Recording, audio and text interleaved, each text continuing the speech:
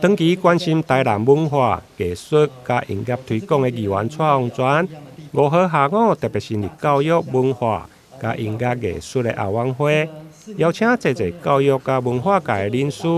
以及音乐艺术家共同参与。音乐后援会由着刘桂兰老师担任会长，出席的代表有施伯峰、玫瑰木乐团的团长、亚太胡琴乐团的团长等。而教育后援会则是由黄振光来担任会长，出席的有教师工会理事长、大台南家长协会、甲家长联合会等。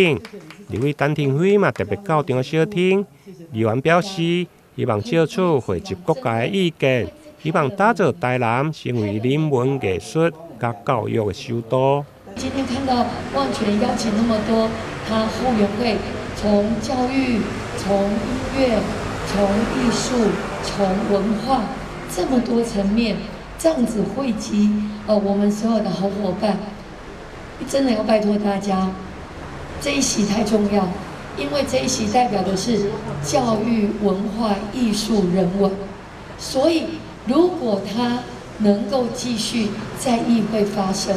是我们大家的福气。教育、文化跟音乐一直是我常年来努力的方向。那么也只觉得说，6都里面只有台南都是最特别的。它的特别不是在于高楼大厦比人家多，不是在于说它的经费比人家多，它在于是它的软实力。那透过我们的音乐、文化跟教育政策，让这个城市赋予更强的生命力。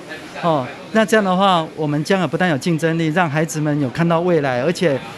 孩子的教育也是最重要的这是不容否认。我们必须要一路的往前希望台南市的不一样也能够成为台湾最大的亮点。现场亚太胡琴乐团的团长王文龙为了感谢议员蔡宏全推动音乐艺术，嘛特别带来2首精彩的演出。而台南市教育产业工会理事长陈伟云嘛希望议员会用持续推动代理教师的完整评级，以及降低幼教的师生比，希望会用对1比15降到1比12。台南新闻林根采访报道。